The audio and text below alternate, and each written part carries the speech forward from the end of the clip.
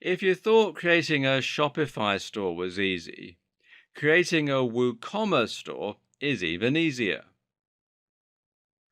The free version of WooCommerce is very easy to install via the WordPress dashboard.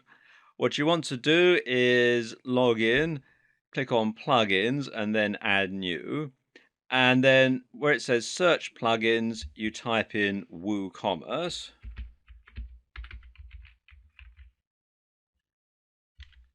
and then enter. And you can see it shows it here, WooCommerce by Woo Themes. And then you simply click here where it says install now.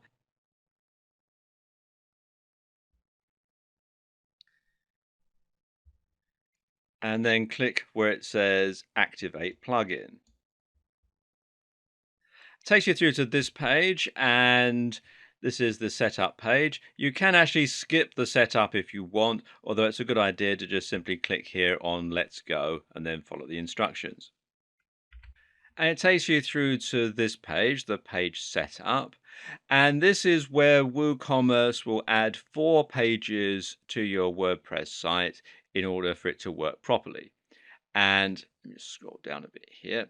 Those pages are shop, and this is the shop page where you'll display your products.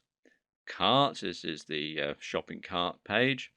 Checkout, pretty self-explanatory, and my account, and this is where registered customers will be able to manage their account details and view past orders.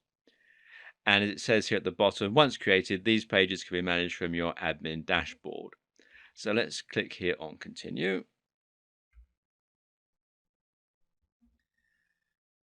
Then you want to have your store locale set up. And this is going to vary, obviously, depending on where you are in the world. They want to know where your store is based, the currency that you're going to use, which unit should be used for product weights, and which unit should be used for product dimensions. And it'll probably take this from your IP address from where your hosting is. So, of course, if your hosting is in a different country to where you are actually based, you might need to change these, but it's quite simple. You can just simply change them from the drop-down menu here and so on. And if you deal in a different currency, you can change it here. Again, all sorts of different currencies that you've got here. So it's fully customizable. I'm going to leave all these at the default settings and click here on continue. Now it wants to know about shipping and tax. Now, if you're selling a physical product, then yes, you want to check this box that says, yes, I will be shipping physical goods to customers. And if you're going to be charging sales tax, you want to check this box here, yes, I will be charging sales tax. Obviously, this depends on where you are. In countries in the EU, there are thresholds as to whether or not you have to charge VAT. So if you're not reaching that threshold, then you don't need to charge VAT, so you can leave this box unchecked. If you're in the US and you have to charge sales tax based on your location, on the state that you live in, or the town or city, then obviously you would need to check this box as well. So let's just check this box, yes. And then you want to know how you're going to enter the product prices, whether they're going to be inclusive of tax or exclusive of tax. In the UK and most EU countries, the prices are inclusive of tax. So I'm going to check that radio button. In the US, of course, most prices are exclusive of tax, so you'll need to keep this radio button checked. Then they'll want to know your country, state if you're in the US or Australia, and the tax rate. And as you can see here in the UK, our VAT rate is an eye-watering 20%. So that's all set up. So I'm now going to click here on continue. Next step is to set up payments. And it comes with a couple pre-installed, PayPal and Stripe. But you can also take additional payment methods, although there is an extra charge for the extra plugin. You can take PayPal, check payments, backs transfer, or cash on delivery.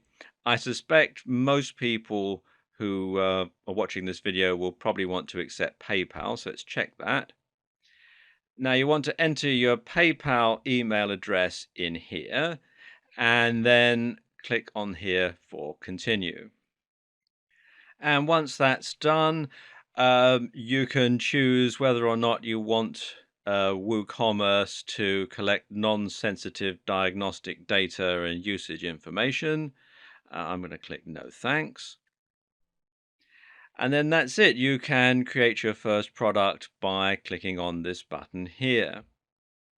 When you go back to the WordPress dashboard, you'll find that there's now a couple of extra tabs here at the side.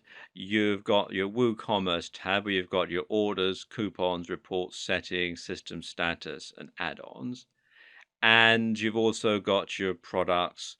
You can add a product, categories, tags, etc. If I click on add a product, you can see that the page and the procedure are very similar to the Shopify sales page and add a product, etc., that we looked at in the last video.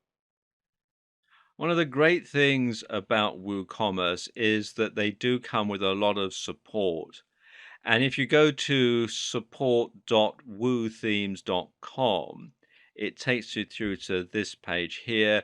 There's a knowledge base. You can search for answers if you're having a problem. It also has a very extensive video tutorial series that you can access from within this page. You've got documentation. There's quite a strong community because it is very well used. And also you've got things like troubleshooting tips and a whole lot of other stuff as well. And it's well worth a visit to this site because it can provide you with an awful lot of information.